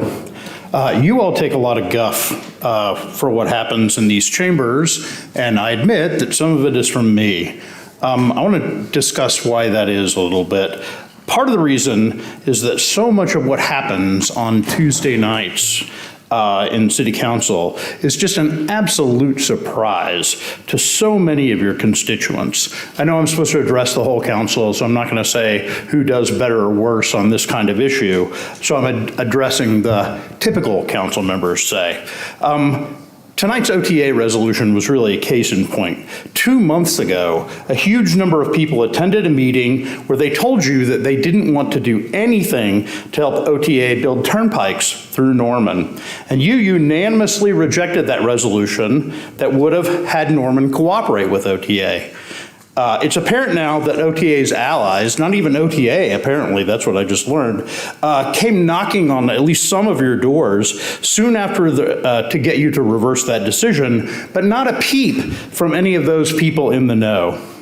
Admittedly, the resolution tonight was different from the previous one, but most of the arguments against that earlier resolution also apply to this one, as I hope you noticed tonight.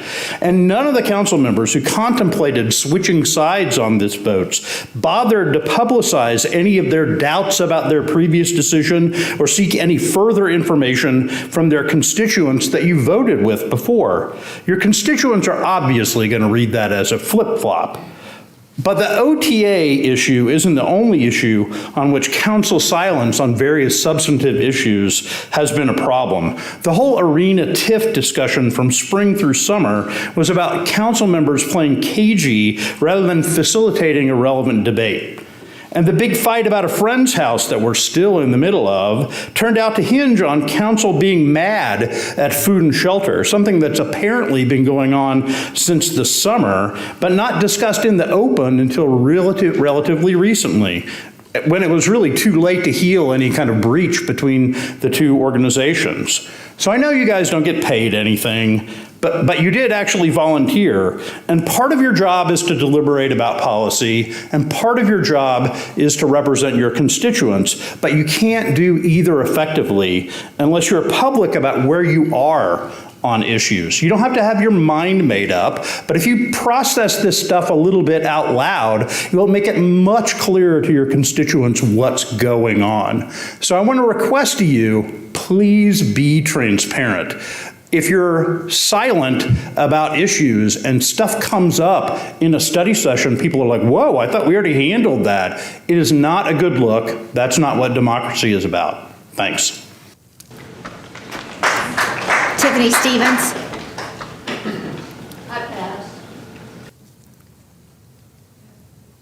Okay, I won't call you when I get to your name. Oh, no.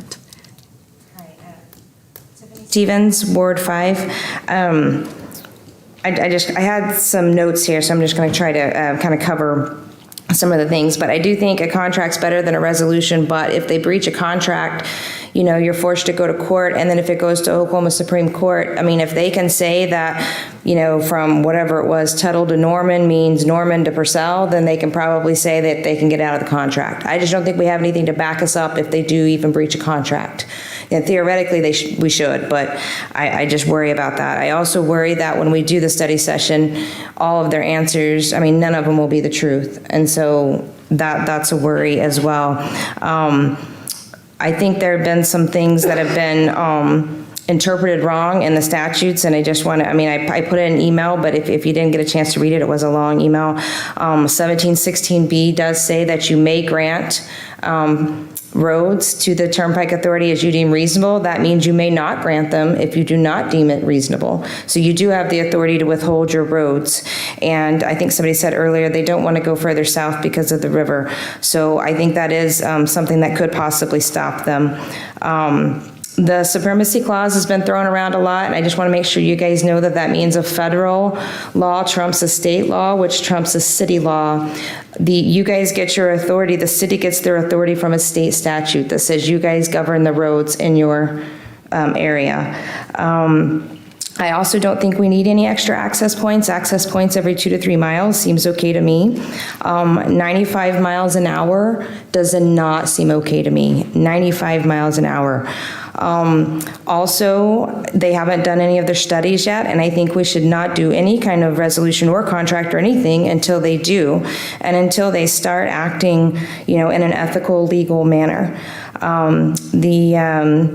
You're not allowed to use eminent domain for economic development. It is unconstitutional by Board of County Commissioners Muskogee versus Lowry. So you should look at that, because I think this whole project is for economic development, and that is not constitutional. They're also destroying 5 times the amount of homes that any other turnpike has ever destroyed, and we need to look at that. You can't change the world if we keep doing the same thing that's always done, and something has to be done to stop the corruption, the unethical, illegal, and unconstitutional practices of the OTA. So please stand with us and fight them. Thank you. Dave Moore.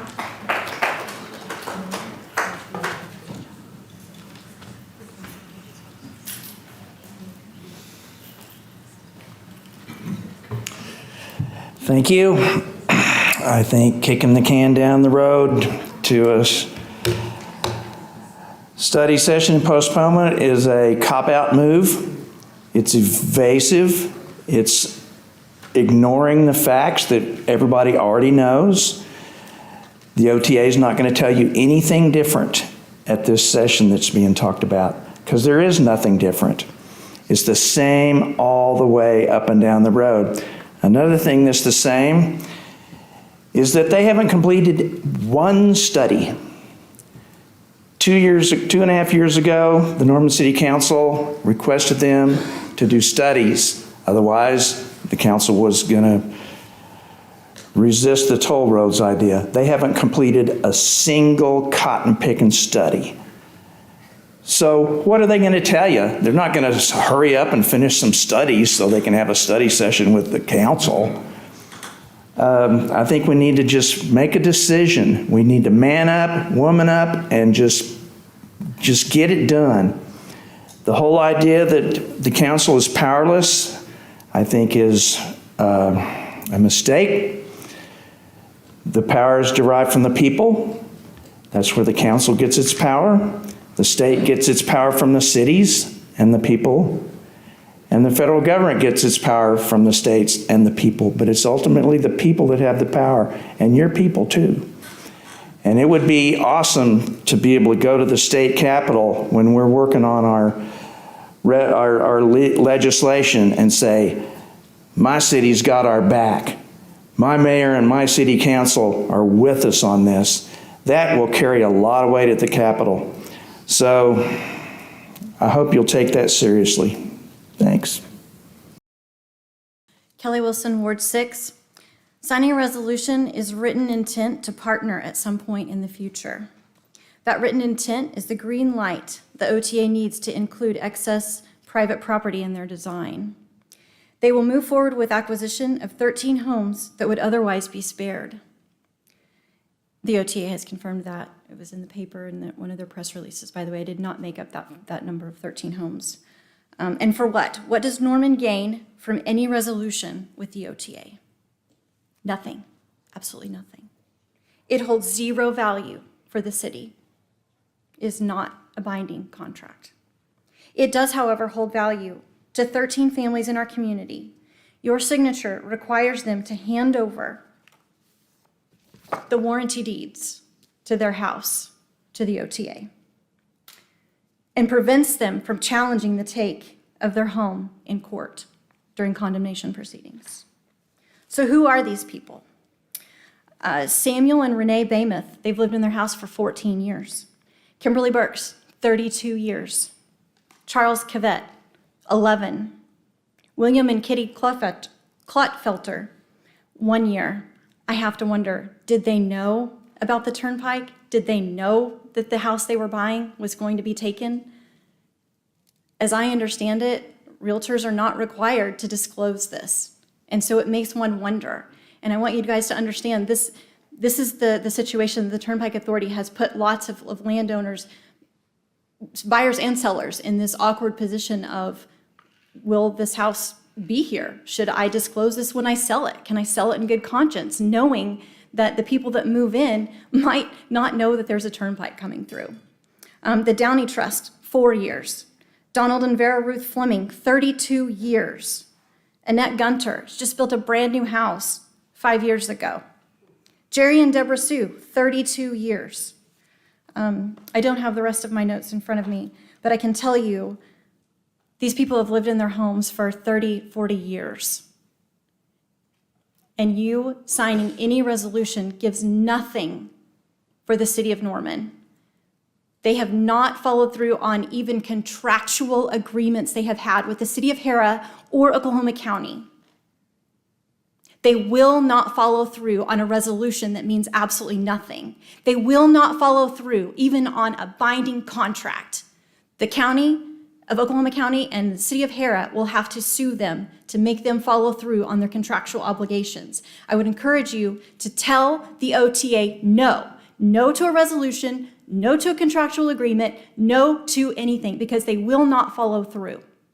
We know that because that's how they treat everyone else. Randy Carter? Pass? Okay.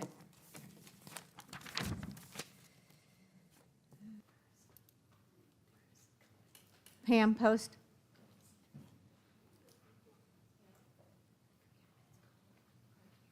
I'm back. I'm from Ward 5. I really want to thank everyone who read my emails today. I hear it from you that my voice has made a difference tonight. Thank you so much. I do want to state that the resolution that you all are postponing had items in it that gravely concerned me.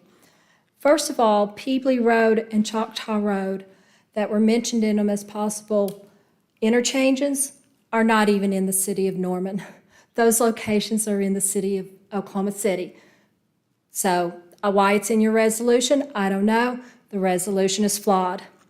Another thing that's in it that greatly concerned me, and now that's going to be reworked, but as you rework it and go towards a binding contract, Anytime that they say the South Extension or use the abbreviation SET, that opens the door for them to wave a flag and wave a piece of paper that says, Norman has agreed to this South Extension.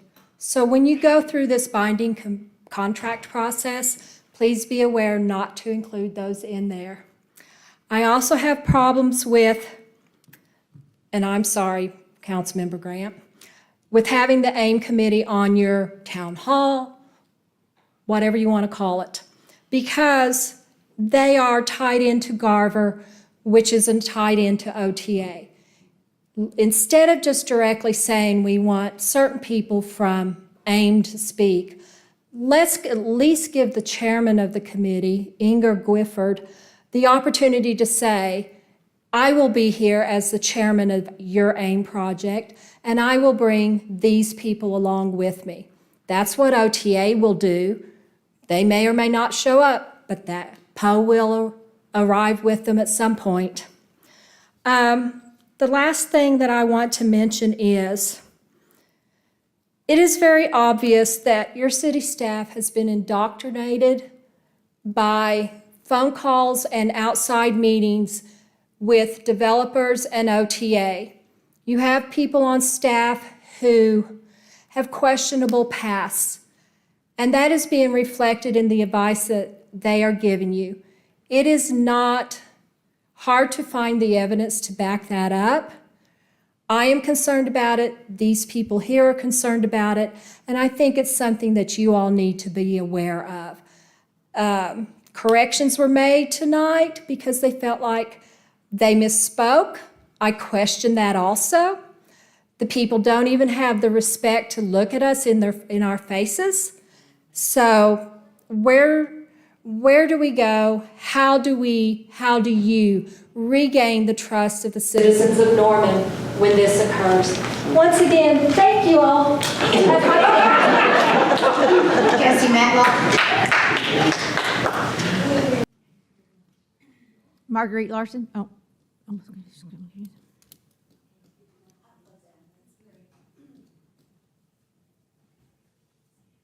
Larson, Ward 6, and I must say that I am deeply concerned that this city council did not say no tonight, did not adhere to their no vote as they have in the past. So what I want to know is, when someone says no, does no mean no, or do you need an explanation of the N and the O? I am also concerned about city staff and things that are being done behind closed doors, and you guys are not always briefed or made aware of things that have been happening behind closed doors, signatures that have been signed, sort of. So what I want to know is, when are you going to stand up to city, and when you're going to say enough is enough? This is the city council. We represent the citizens of Norman, not the developers, and not who's putting money in our pocket. So this should never have come up again. A no is a no. Cheryl Hoggett, Ward 5, and I hope I can read this because I've marked out so much stuff thinking that what I said a while ago was going to be it. I do want to point out that one of the slides on July 30th at the City Council study session, it contained 6 items to be included in the resolution. And at the bottom, it stated, should the council not approve this resolution, funding for all items listed above will be jeopardized. They even set a deadline. That's how important it was. This almost crosses, I think I've said this to you before, the line of coercion. And that's one of the descriptions in the Oklahoma state statute for coercion is any act intended to cause a person to believe that performing or failing to perform an act, that would be the adoption of the resolution, would result in a serious financial harm or distress. The funding that would be jeopardized sounds like the financial harm or distress. This is what OTA does. They push right up to almost breaking the law, but they say, oh no, we didn't cross that line. but they do. And what happened to that deadline? It was so important that we rushed this through and had all these meetings and all these hours of deliberation. And now that deadline wasn't important at all, because here we are again, rehashing the same thing. What happened to the deadline? I'm also confused because at that same meeting, Mr. Pyle said, we need, because this was about passing the resolution so we would have a seat at the table. We need to think about ambulance access to both sides of the turnpike, you know, fire truck response, and those things. It is important that we have a seat at the table to indicate why these intersections and underpasses of the local roads are so important. If you're on the wrong side of the street and an ambulance has to go 4 city miles to flip a U-turn around a turnpike interchange, come back to the house, that means a lot. I don't understand that statement. Because State Statute 69-1706A would prevent that from happening. They can't close any of our section lines. It says, I won't read the whole statute, I'll just read the pertinent part. It, referring to the OTA. Cynthia Rogers.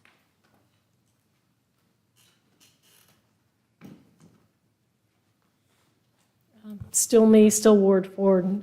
Thank you for all your, it's a long meeting, even though few items, and I appreciate all the conversation from everybody in the room. I would like to make one comment about the AIM Steering Committee, and this is a frustration I've had in that process. And part of it is starting with assumptions or goals that we have to fit in 22,000 more housing units or people. I don't actually see that as a manifest destiny for the city. And then also that whole process pretty much assumed from the beginning there would be a turnpike, as opposed to how would we best grow Norman in a sustainable way that improves the quality of the community, rather than, you know, more of the same, more strip malls, more fast food sorts of things, national chains. So I think the AIM, I'm a little disappointed in the AIM discussion that it didn't really start there. But I think it was a little bit polluted by this notion that the turnpike would be there. And that's unfortunate. As far as how do you grow Norman, I think it's really hard to get ahead of retail. It's hard to get ahead of demand. People try to trick markets all the time, and it doesn't work. So I think you look at your gaps. We have a housing affordability gap. We have a transportation gap. I had some colleagues tell me that, boy, they would love it if the bus from Oklahoma City would go all the way to campus, and then maybe even all the way to the law school, because that would make a huge difference to them and to people that might use that, because there are jobs in Oklahoma City. There are people that live in Oklahoma City that work in Norman, and anything that we can do to strengthen that connection and commuting, not just by widening roads, but actually providing transportation alternatives, will make Norman grow, because we grow with Oklahoma City. And we can strengthen those connections. We don't have to have the jobs in Norman. We can have the people in Norman, and we can get people in Oklahoma City to come to Norman to work, to come to our festivals, enjoy our parks. So maybe we can think in that direction. Thank you. Richard McCown.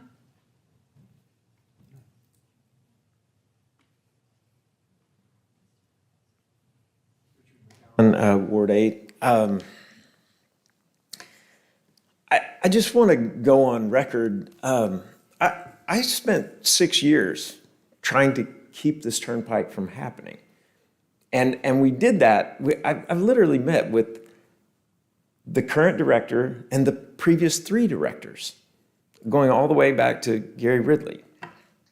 When we met with Mike Patterson, we said, hey, Norman doesn't want this. And he said, well, I can't take your word for that. Who are you? I said, well, let me give you Mayor Miller's cell phone number. And he called her. And he called me back in a week and he said, you're right. Norman doesn't want this turnpike. So we worked it out, or we thought we had, to do a 5-lane boulevard extending Highway 37 out of Newcastle across the South Canadian. All of that lines up with Indian Hills Road. Now, why did this matter? Costco had put their finger on the 130-acre site at Indian Hills Road and I-35, and they said, this is where we want to be. Problem is, there's the only rural interchange in the entire Oklahoma City metro at Indian Hills Road. And it was in ODOT's 8-year plan to update that. And we said, hey, can you make that the #1 priority? Because if you can get that built, Costco would be here. We, the city of Norman, not me, would be collecting on the order of about $5 million in sales tax annually, had all of that been able to be coordinated. They started drawing on it. ODOT has, I think the number's $30 billion worth of backlog that they need to do. Maybe it's $19 billion. It's a lot of $1 billion in backlog, and they get allocation of $1 billion a year to do their work. But we thought we had this 5-lane boulevard worked out. Even saw some drawings. I was told, hey, you can't share those with anybody, but you can start laying out your Costco idea. 6 weeks go by. They said, we'll have you an answer, 6 weeks. We call them up, hey, where are we at? Give us another 6 weeks. And then what do we see? The announcement of Access Oklahoma. This turnpike we're sitting here enraged about, frustrated about. But that's not what this resolution is about. It wasn't what the resolution was about 2 or 3 weeks ago. The resolution is about access roads next to the turnpike. That is the only thing this resolution is about. We're going to only be